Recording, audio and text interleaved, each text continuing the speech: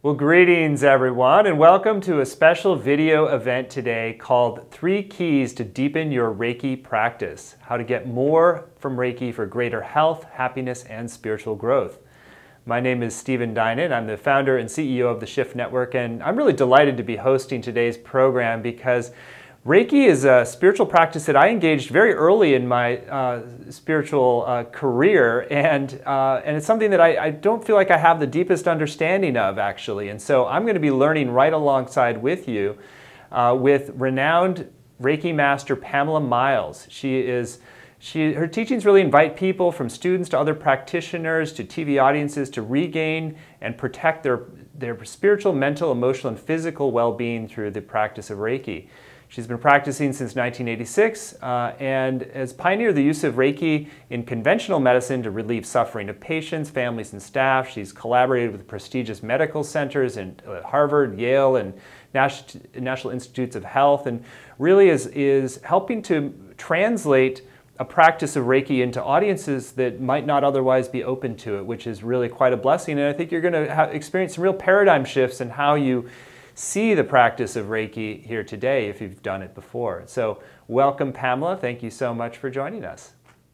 Oh, thank you so much, Stephen, for having me here. I've admired the Shift Network's offering over the years, and I'm really delighted to be working with you so that we can get more people more deeply involved in their Reiki practice and getting more benefits and more support. Well, I want to let you know right up front that we're going to have this hour together with Pamela, and we're going to get a lot of great value, and the journey doesn't stop here. We actually have an upcoming 4-week program with Pamela called Deepening Your Reiki Practice, Advanced Approaches to Maximize Health, Happiness, and Spiritual Growth. So we'll hear a little bit more about that towards the end of the hour today.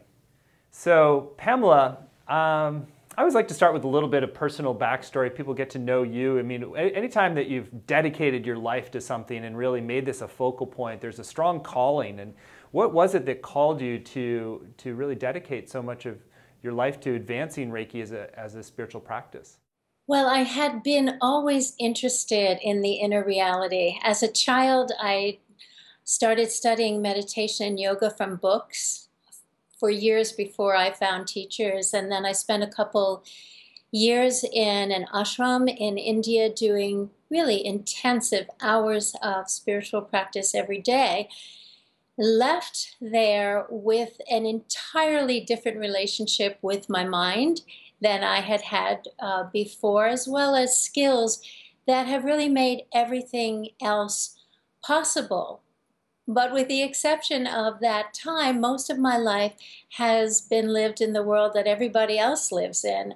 I was a single mom raising 2 kids, and by the time I experienced Reiki in 1986, I had been practicing meditation and yoga for 25 years. I was a meditation teacher and a professional healer, meaning that I was doing what might be called now mind-body medicine, but back then we didn't really have a name for it. It was just odd, and yet people were getting benefit, and often those people were people who were much more accomplished in the world than I was, and that was interesting to me because the inner reality was always so real to me.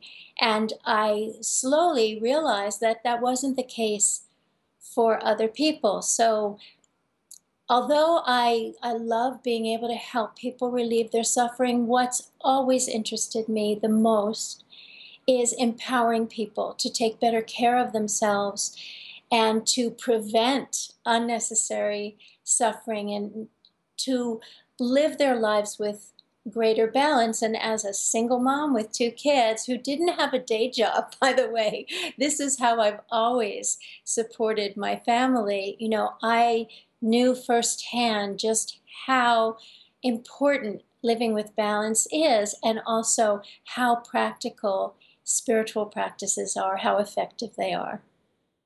Well, you're inspiring me. I mean, we're the new parents of just 1 girl, and already it's been challenging to get spiritual practice in the core, besides being, you know, eye-gazing meditation with our little one. So So I'm impressed that you're able to do this work with also being a single mother. And it also speaks to the practicality of it. So I'd love for, like, something I alluded to at the beginning is that you have a really a different orientation that is in many ways more accessible to a mainstream audience, less mystical or oriented to energy and things that might be a little bit hard for, you know, skeptical, rational minds to comprehend. So maybe if you could orient us a little bit about how you've approached Reiki as a spiritual practice and how that actually can help us to really extend it into more areas of our lives and kind of take it on as in a more experimental, open-minded way. I'm so glad you asked that question, Stephen, because people sometimes think that I practice medical Reiki, and I do have practiced Reiki in medical environments, but it's always the same Reiki practice. And I've been able to do that because the practice that I have is very simple. I learned a Reiki practice as it was brought from Japan in the late 1930s, although it wasn't the late 1930s when I learned it. And although I'm a natural born mystic, I mean, who learns to meditate as a child, you know? So that is really the core of me. But I also am a critical thinker. I did research as an undergraduate. So I've always subjected anything new to both parts of my approach to life. And that made it a lot easier to speak to other people about it because I was just giving them what I needed to feel like something was worth pursuing. And also because I came to Reiki practice from a practice orientation. The very first time I experienced a Reiki treatment when I was pregnant with Her Highness, who is now 30 years old, and His Majesty was then 5 years old, I felt within moments of my friend who had just learned to practice the week before, so she was not an advanced practitioner. But within moments of her placing her hands on my head, I started to experience sensations that I was already familiar with because I'd felt them in meditation and during other natural healing approaches. So from the very beginning, the context in which I received the practice was not the usual American context, and much more the way an Asian would understand the practice. And it's not because it was presented to me as a spiritual practice. I got the same training other people do, but it was really my prior experience that made the difference. What have you found is some of the benefits of orienting this way as a spiritual practice for, you know, somebody who is already learned Reiki in a different modality, is maybe kind of approaching it in a different way? What are the benefits of shifting how we approach it to this practice model? I find that it helps people be more aware of the benefits that they're getting because they're not out there in a conceptual perspective. I guide them to come back to themselves on a really practical level and notice the details that can be missed in a kind of conceptual spiritual bypass. Also, we don't send up unnecessary red flags. Reiki practitioners who love their practice are usually frustrated trying to share their practice with other people. Some people come on board right away, but for other people it's like, oh, wait a minute. And there's nothing we can say that will make the difference. But when we come from a practice perspective, there's the tendency to approach sharing about the practice experientially rather than getting caught up with concepts that are just too foreign in this culture. Fascinating. Well, I appreciate the way you're doing it. It struck me as parallel to some of what's happened in a lot of Buddhist practice and becoming more mainstream, accessible, and in corporations and boardrooms, and now even in the halls of Congress. So I think by making it more in a way, like focusing on the core, the spiritual practice core, and having a more experiential orientation with it, then it does allow it to spread as well as deepen your practice. So I really honor you for that. Yeah, most people don't have an argument with spirituality once you help them separate it from religion.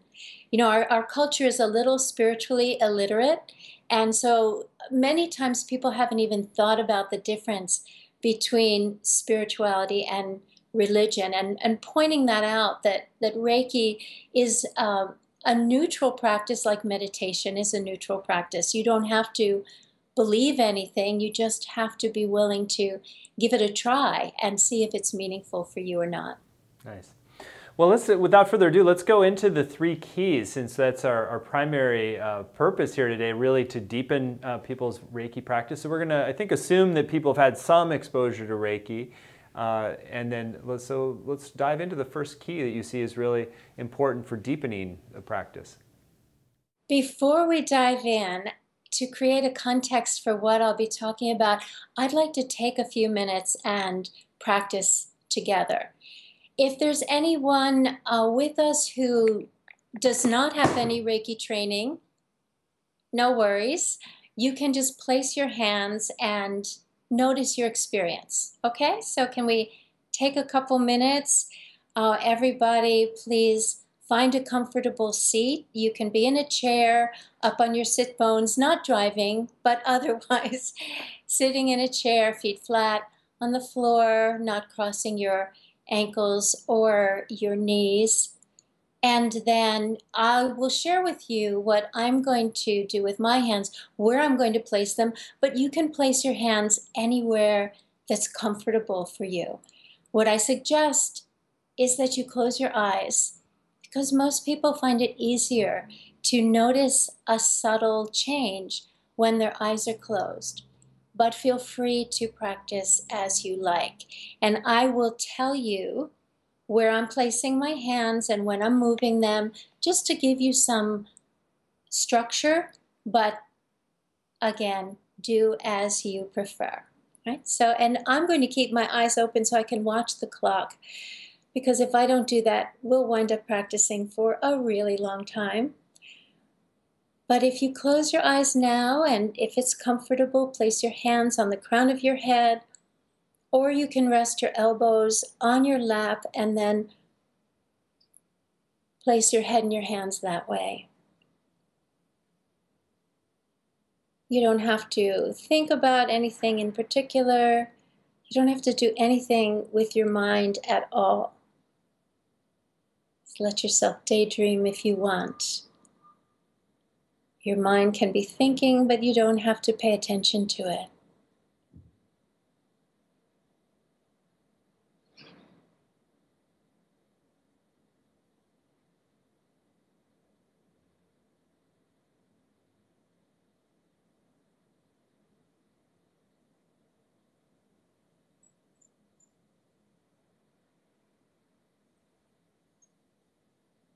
Now I'm moving my hands to my chest, and you place your hands as you like.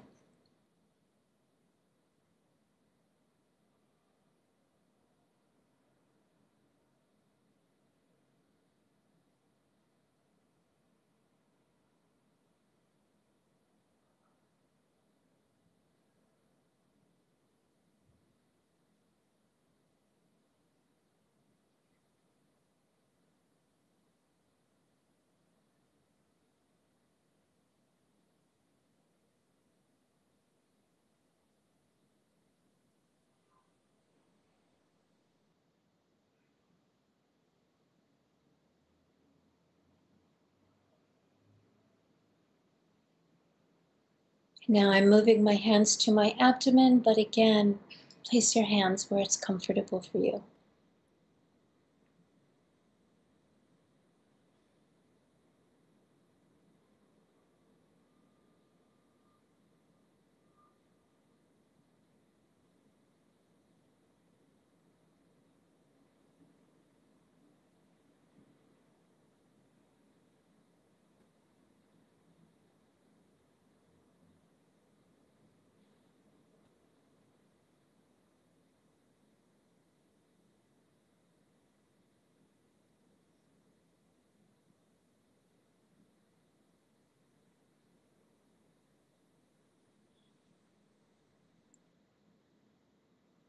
Please keep your eyes closed, but you can relax your hands to your lap and take a moment with your eyes closed to notice how you feel right now. And any small way in which you feel differently now than you did just a few minutes ago when we started.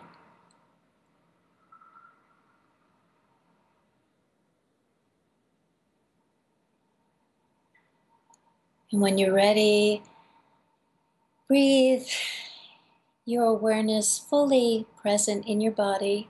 It's always good to take a moment to let your transition out of even a brief practice be gradual, because you never know how deeply you might have dropped inside yourself when you practice. And you don't want to disturb your nervous system by opening your eyes or moving too quickly. So take the time you need. And now we'll talk about the 3 keys to getting the most from your Reiki practice, to deepening your experience of your Reiki practice. So these are going to be meaningful to you whether you've just learned to practice Reiki but you really haven't gotten into it so much, or you were practicing for a while and then you fell away from it, life got in the way, or even if you are an experienced Reiki practitioner, maybe a professional with a strong daily practice, you're still going to come away with this with a deeper appreciation of the diamond that you hold in your hands.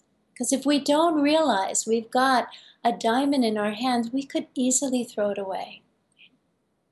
So the first key is consistency.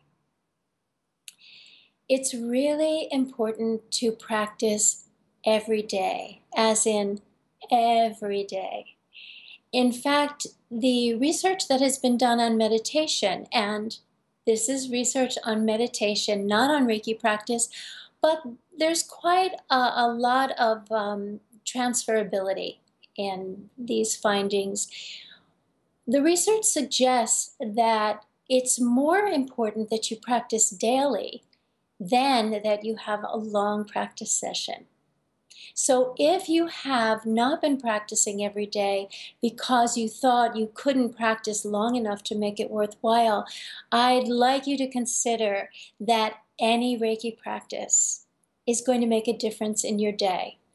So find a way that you can practice consistently every single day. The consistency is how we build the habit of practice. Practice is all about creating habits so that we create the habit of dropping into ourselves, of calming ourselves, of centering ourselves, whereas before maybe we had a habit of getting reactive or getting upset.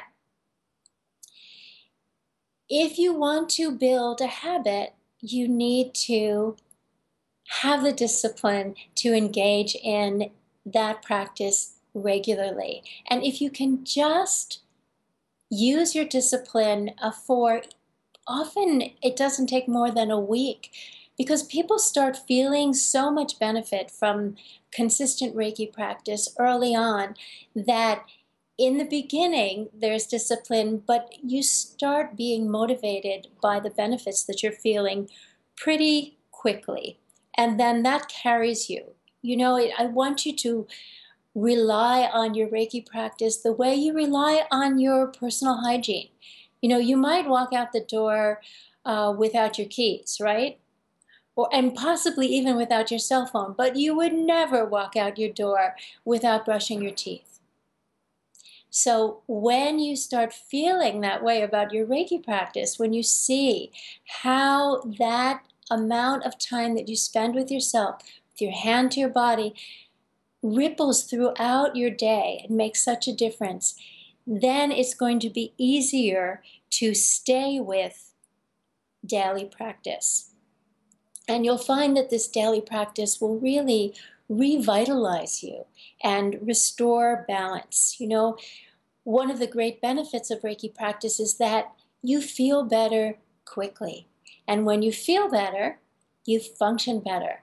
And when you function better, you make better choices, like the choice to practice Reiki again tomorrow and the day after that. Choices that help you stay feeling better. People often ask, well, what do I do with my mind when I practice? Nothing. You don't have to do anything with your mind. You can kind of park it in neutral. You can just let it go. Your practice isn't carried by your mind. You only need your mind to remember to practice. And then once you start practicing, you can give your mind a few minutes off. We don't do that nearly often enough. But basically, if you take care of your state, and that's what daily spiritual practice, such as daily Reiki practice, does, it takes care of your state, then your state takes care of everything else. I find that fascinating that you're seeing that the mind, what you do with the mind is kind of irrelevant to the practice, because so much of meditation practice often involves intentionally quieting the mind or having a mantra to focus on, or focusing on the breath or the sensations on the body. So what is it about Reiki that is a little bit different than traditional meditation practice that allows you to be a little more freeform, if you will, with your mind? Reiki practice is carried by your hands through the grace of the Reiki initiations. So you can think of it as a meditation that you deliver with your hands. And your system will respond. This is, you know, we do have a little bit of emerging research on this, that the physiologic response to Reiki practice is pretty predictable in terms of the downregulation of the nervous system, which is why you say, and I'm sure some of you thought this to yourself, wow, I'm calmer. And when we're calmer, when our nervous system quiets, then what happens is our mind gets quieter. But it might need to roll around a little bit in the beginning. And you may have noticed that what seems to set it all off is that your breath changes.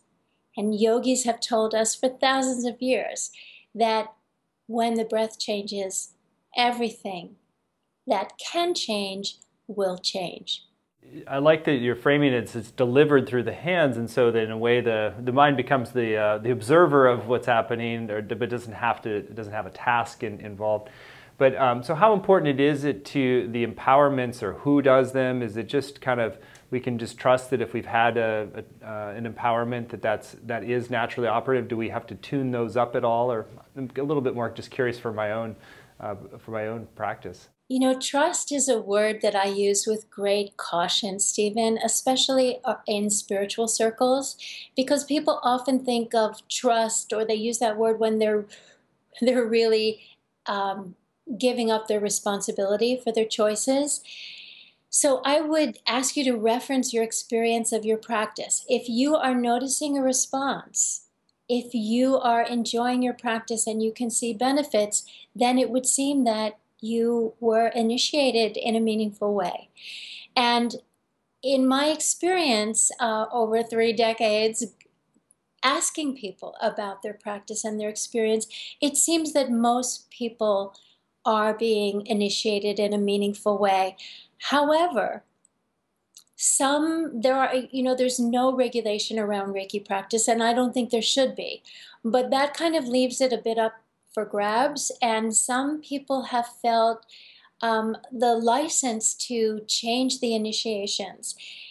And at some point, if the initiations have been changed, and especially if it was not acknowledged that the initiations were changed, it's possible that you're not getting Reiki initiations. And I can't tell you if that's happening. That's a discernment we each have to make for ourselves.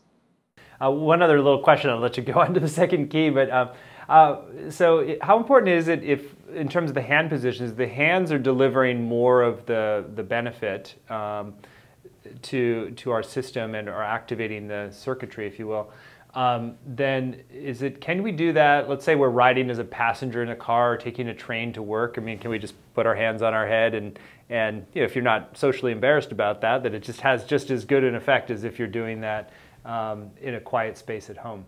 Well, you've actually taken me to another one of the keys, which is to practice hands-on. Some people practice by floating their hands above their body, and it's not that that's wrong or that you should never practice like that, but I suggest that you try practicing with touch because it's easier.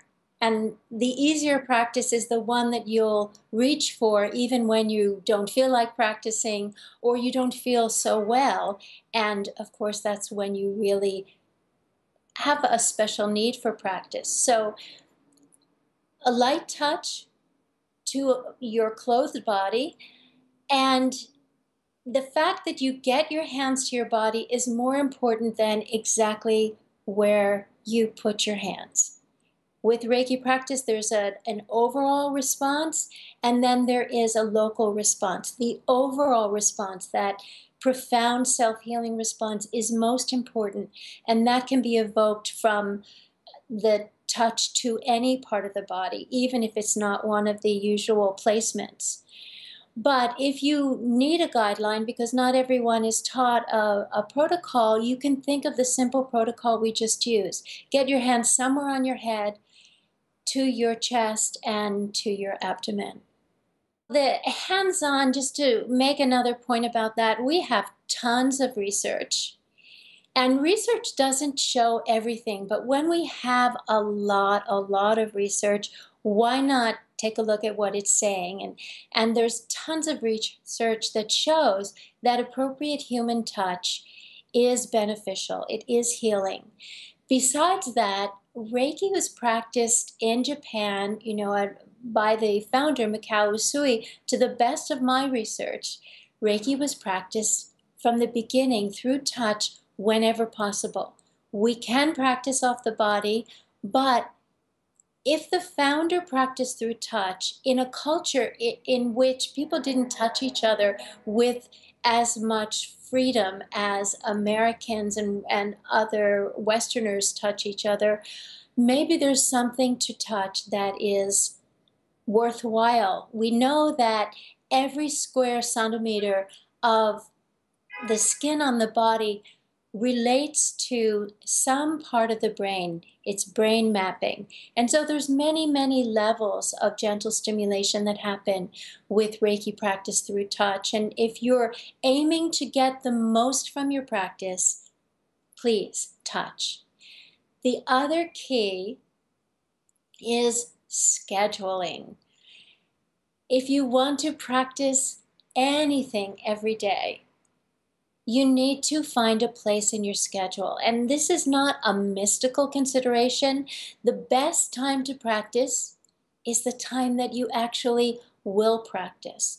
For me, that's in bed in the morning before I even open my eyes. My hands come to my body and I enjoy my practice as I get ready to open my eyes and start my day. Once I've started my day, it's unlikely that I'll come back for a full practice, although I often do Reiki touches throughout the day, to refresh myself and revitalize and rebalance. But the full Reiki practice, whatever that means to you, which is how you're going to get the most from your practice, has to be scheduled in. Otherwise, it chases you all day and it's like, oh, I didn't do my Reiki practice yet today, and then it becomes a burden. And why do you want to have that kind of relationship with something that is such a powerful, easy, and accessible support? I think we have a third key coming up as well here, right? No, I gave you the 3 keys. Okay, if you can highlight them again, just so we're clear, the 3. So consistency, hands-on, and the third key is to schedule it in. So you know when you're practicing and you get that sense of the rhythm of self-care. The same benefit that you might feel if you've ever had a regular care appointment with a therapist or an acupuncturist or a support group, or even tea with a friend every Thursday afternoon, where you look forward to it. You know that that care will be there for you no matter what the rest of your day is like. So with a daily self-practice that you've scheduled in, you have your hands on, you never will get further than 24 hours away from yourself. You have this time every day that you come home. Well, the second key, thanks for making those keys clear so that in all of our minds. So the second key around the hands-on element, I really understand what you're saying in terms of the power of that, and I think there's some good neurobiological research around that, and there's always some fascinating science we could go into, but maybe it'd be most practical to talk a little bit about hand positions. And is there certain, you mentioned crown, head, and belly is sort of a basic kind of tune-up daily, but do you vary it if you've got, you hurt your arm playing tennis, or you feel out of whack in some other way? It's like, so essentially addressing acute issues in addition to kind of the daily tune-up. So just to be clear, in my self-practice, I have 8 placements I use. I just put forth the 3 placements as the simplest possible protocol that you could practice with. And yes, let your hands linger where you are noticing sensation or where you just feel comfortable. So if you just love having your hands on your chest, then why not spend more time there? And then besides the basic protocol that you use, if you have pain or an injury somewhere else, then add that on as an extra placement or 2 as needed. However, I often find that by the time people finish their self-practice, the other aches and pains have already subsided because of that downregulation of the nervous system. So a lot of the pain response has receded from the overall practice. One thing we mentioned on the page is what are the costs of only practicing when you think you need it. You've talked about it, how important that consistency of the daily practice is. And so I would say probably most people are more in the category of thinking of Reiki as like, oh, if I really need it, I'll do it now. But so what do you actually lose when you do it in a kind of more intermittent way like that? You've probably heard people say by the time you're thirsty, you're already dehydrated. So it's like that, or the Chinese medicine perspective, that going to the doctor when you're sick is like making your weapons in the middle of the battle. One has to wonder, they say, isn't it a bit late? So there's always something you can do to help, and this is something that we will be talking about in depth, in the program. Yes, you can combine Reiki practice with whatever medical care you need, but every day, throughout the day, there are hundreds of things that pull us off our center. How many things do you have that bring you back to yourself, that bring your system back to balance, which is where it functions the best and where you have the most fun being yourself? Well, another area that we mentioned on describing today that I think people will be interested by is how to link up the practice of Reiki with developing our intuition. So I know that our mind is supposed to just be able to do whatever it wants to do during the practice, but in terms of the higher mind or intuition, or some people think of it as kind of the inner guidance that activates, is there anything that you can do to actively cultivate that as part of your daily practice?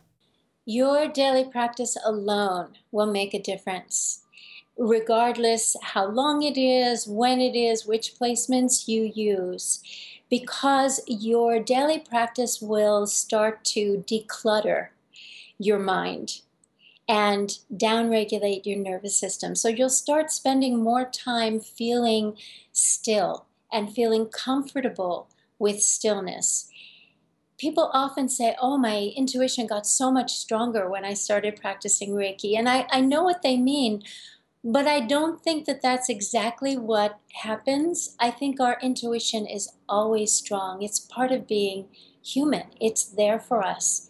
It's a matter of us having so much static in our minds and our nervous systems that we don't notice it. So, as all of that tamps down, then over time, gradually, we will be more aware of our intuition and more willing to act on it and to have confidence in it. And of course, how long it takes depends upon how regularly you practice and how long you practice and whatever else is happening in your life.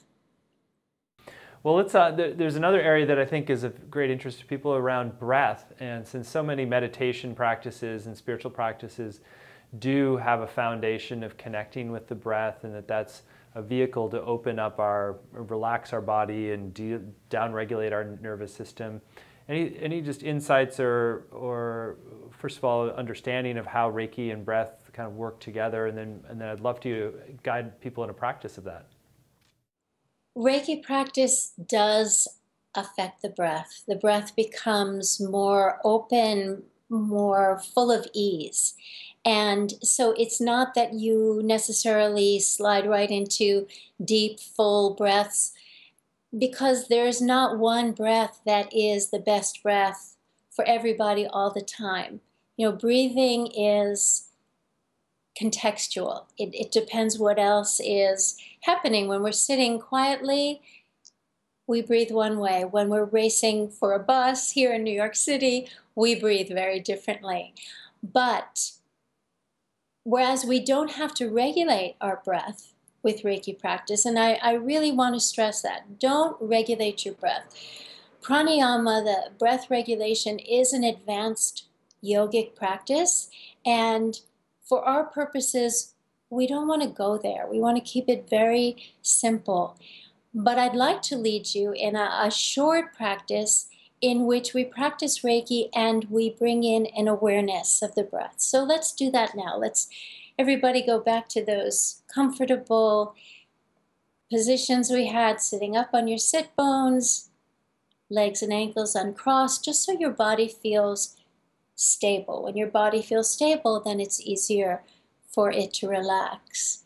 And for this time, we'll just do one placement. So feel free to place your hands wherever you're comfortable. And if you like, you can even put one hand on your abdomen, one hand on your chest, and close your eyes. And without in any way manipulating your breath, don't try to make it longer, stronger, bigger, deeper, whatever it is you think it should be. Forget about that.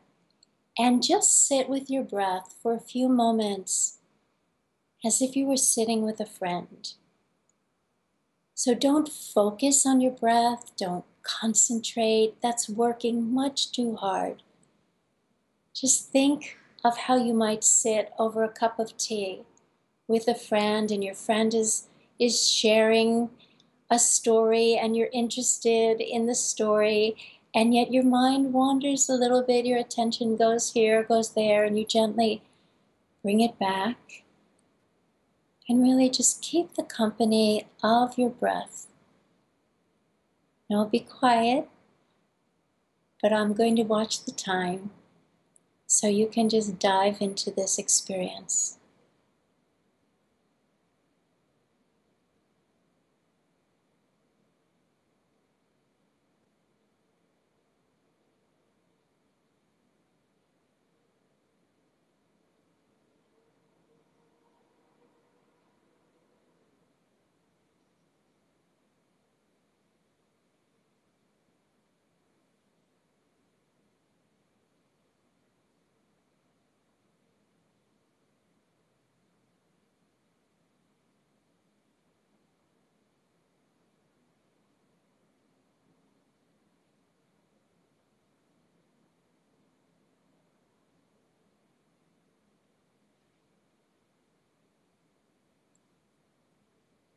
Once again, please keep your eyes closed a little longer, but you can release your Reiki hands to your lap.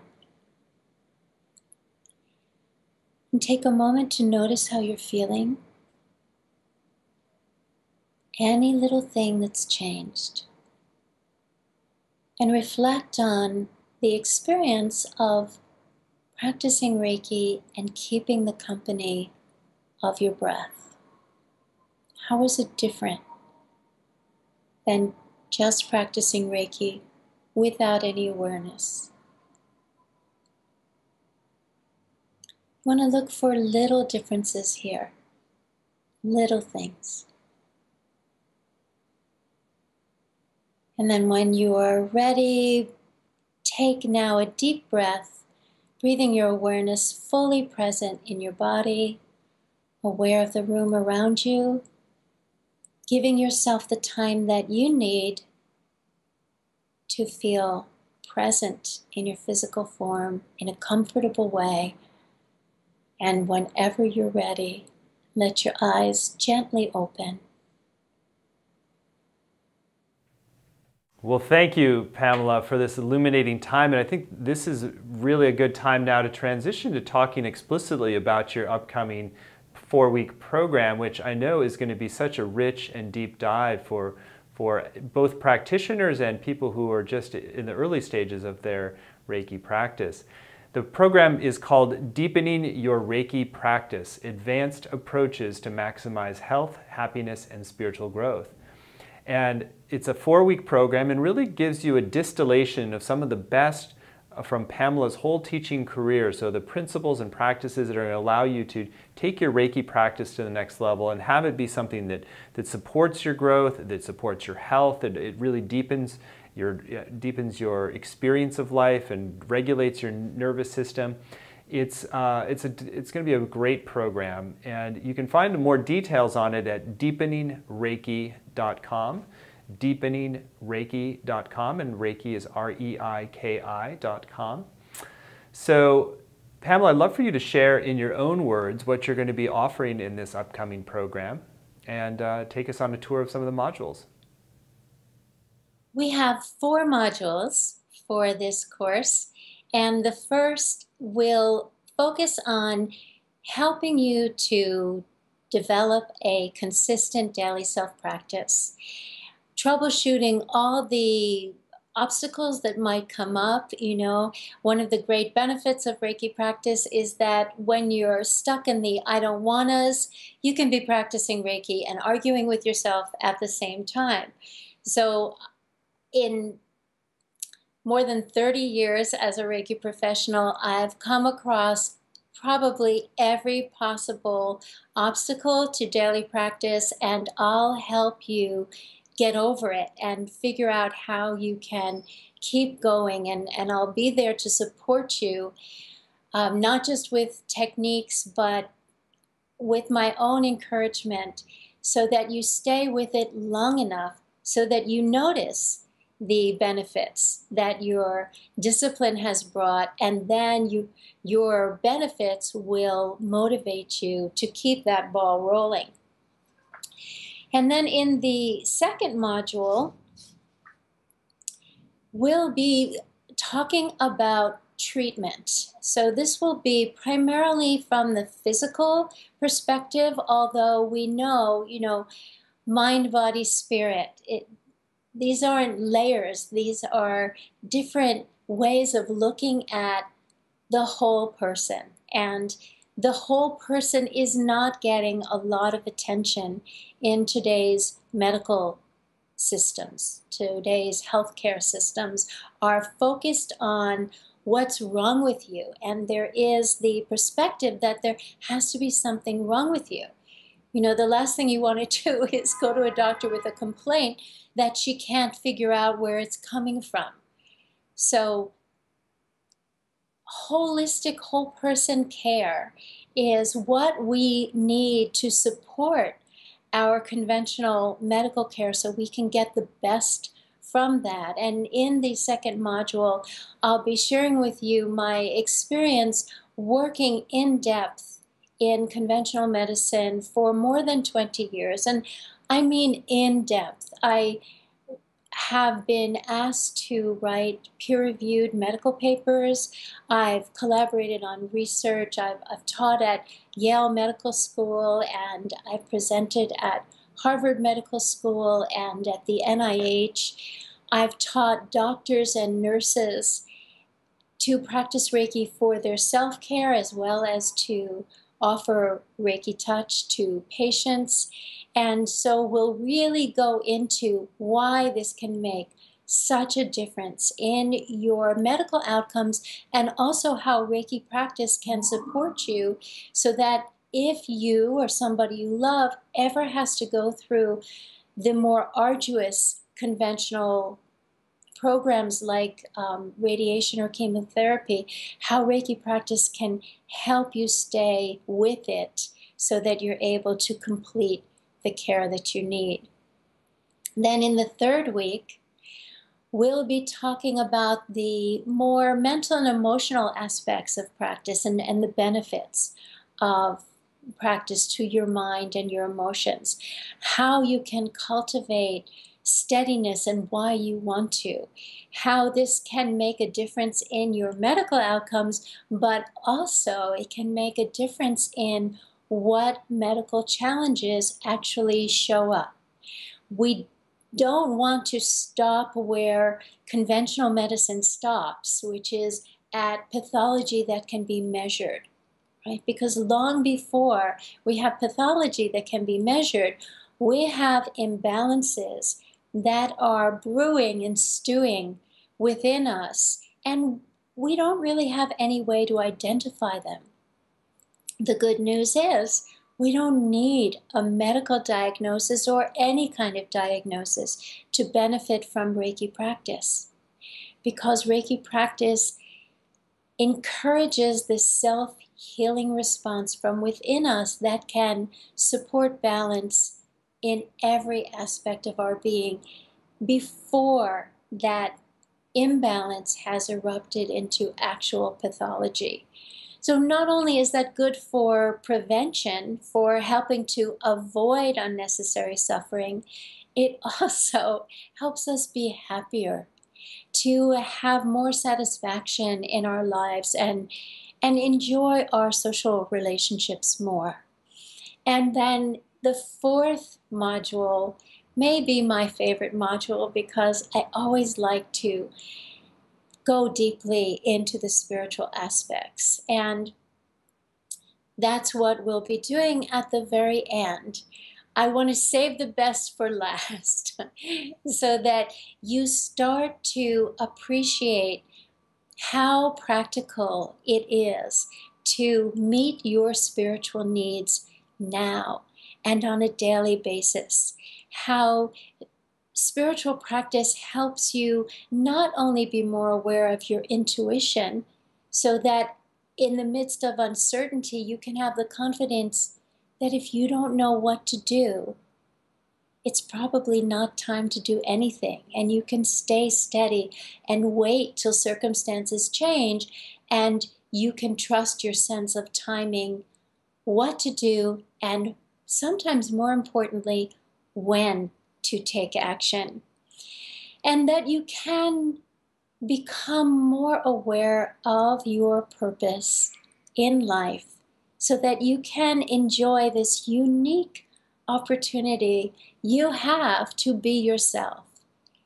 You will never again exist in this world, and if you take the time to discover yourself on a profound and intimate level, that spiritual realm, and to mine the jewels that exist within you and then bring them out and express them and offer them to the world we live in. That is the greatest purpose you could have, and the greatest gift that you could give all of us. Just being yourself. And sometimes it takes a little bit of practice till you get to that point. But we'll be diving into that, and I know you can get there. Well, your passion and enthusiasm is very infectious, and thank you so much for for what you're offering here. This is a beautiful 4-week journey, and I'll say a few other things about it. First of all, you can find more details again at deepeningreiki.com, REIKI.com. So you'll not only have the 4 teaching sessions with Pamela, but you'll also have transcripts, word for word, and downloadable recordings of every session. You'll have a Facebook group that you can participate in and really exchange learning and create global community, which is often a very rich part of the journey. And you'll also have some small group practice sessions that we can do at the end of each teaching module. So it's a lot, and we also have a bunch of other bonuses. And first of all, I'll say the course starts on July 26th, and it's going to run on Wednesdays at 5 p.m. Pacific for 4 weeks. And I'll mention a few of the other bonuses that we have to sweeten this and make it even more beneficial to you. First of all, we have an audio series bundle from Pamela called Mainstreaming Reiki. This is valued at $109.95. That's a real price, so just a great value to add in. You'll get teachings on topics like how to explain it, where's the proof, is Reiki safe, what is spirituality, professional readiness. So this is especially good for Reiki practitioners in being able to offer your work to a larger community and larger healthcare system and individuals as well. So that's particularly valuable. And we also have a special bonus that's available only today when you register by midnight tonight. We like to do this as a way to encourage you to go to the page at deepeningreiki.com right now. And when you do so and sign up today by midnight, you get an extra value for your path. This is a video and audio training from Pamela called the 4-Step Balance System for more Reiki clients. This is valued at $79.99. Again, that's a real value, and just between the 2 bonuses, there's more actual value than we're charging for this program. So the program is just 2 payments of $79, or you save a bit when you pay in full of $149. So let's share a little bit about this special bonus for today only. So Pamela, could you share more about the 4-Step Balance System for more Reiki clients? Yes, and also, although it's really important for professionals because, you became a Reiki professional because you want to help people. So the more people you help, the happier you're going to be also. But if you're not a professional, you still want to be able to talk to people about a practice that means a lot to you in a way that avoids the rolling of the eyes. And I know every Reiki practitioner has experienced that, where we share about the practice and we get a little too Reiki enthusiastic and we lose the person we're talking to, and they start running down the street and they never want to hear the word Reiki again. And so in the 4-Step Balance System, I give you a very, very simple program that you can use and adapt to any situation, whether you're having a conversation with your mother or your mother-in-law or your doctor or your professional who is putting together a website. How can we share this practice with others who maybe don't have the same worldview that we do? What do we want to be mindful of? What are the things that we might want to avoid or leave until later? And it's simple enough that you'll be able to memorize it and start using it in your very next Reiki conversation and feel the difference. I love getting the thank you emails from people saying, oh, and this time when I talked to my friend about Reiki practice, she said, well, would you practice on me instead of, oh, you and your Reiki practice? So being able to communicate is important for everybody, especially for professionals who face unique challenges as Reiki professionals, but also for people who just want to share a good thing and want to be able to talk about something that's important to them in a meaningful and effective way, so you don't feel like you have to hide this part of your life. Well, you clearly articulated so beautifully yourself. I'm sure you're a great guide to others for how to do so. So we have that extra bonus, which is the 4-Step Balance System for more Reiki clients. That's available when you sign up by midnight tonight. You can get all the details at deepeningreiki.com. deepeningreiki.com, the deepening, Reiki.com. And again, the course is starting real soon on July 26th, and so you'll want to get registered soon anyway, so you might as well do so before midnight tonight, and then you get the extra value of the 4-step balance system. So I encourage you to go to the page at deepeningreiki.com, R-E-I-K-I, and read through the testimonials. You'll really see the tangible benefits. Sometimes you get a sense of like, oh, some of this feels it's fairly simple, but it's profound. And when you really put it into practice with good guidance, it can have a very transformational effect on your life. And so you get that feeling from the testimonials on the page. Pamela is somebody who has taught many of the master teachers out there, and she's really one of the most respected people in the Reiki field. So you're really getting to learn from a master teacher not only how to deepen your own practice, but also how to language it for a larger audience as well, which is a real value add. So we're just delighted to be offering this program, and Pamela, thank you so much for your insights today and your very calming, soothing presence and how you speak and how you've guided us. And really looking forward to it. Is there anything that you still want to share from your heart to those who are considering joining you for the 4-week journey? I want all of you to love your practice as much as I love my practice. I don't want you to feel like you have to make changes to your practice. If you have a practice you love, you'll do that. If you don't have a practice you love, or you were never trained in specifics, then I can help to fill in those gaps.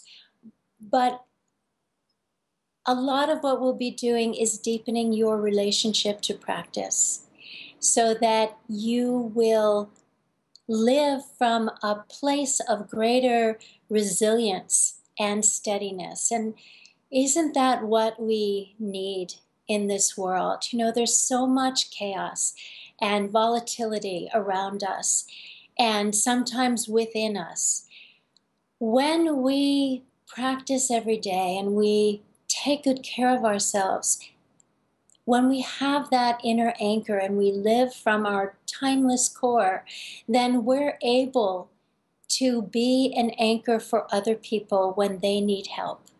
And together we can really improve the world that we live in.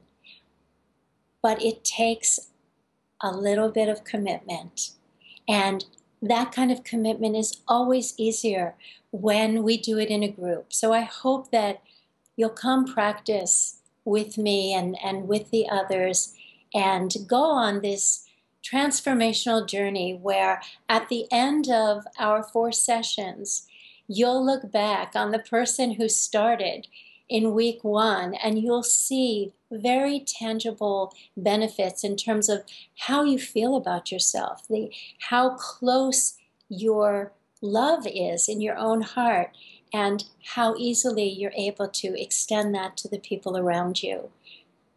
So thank you so much, Stephen, for this time, this opportunity, and I look forward to being with everyone again soon.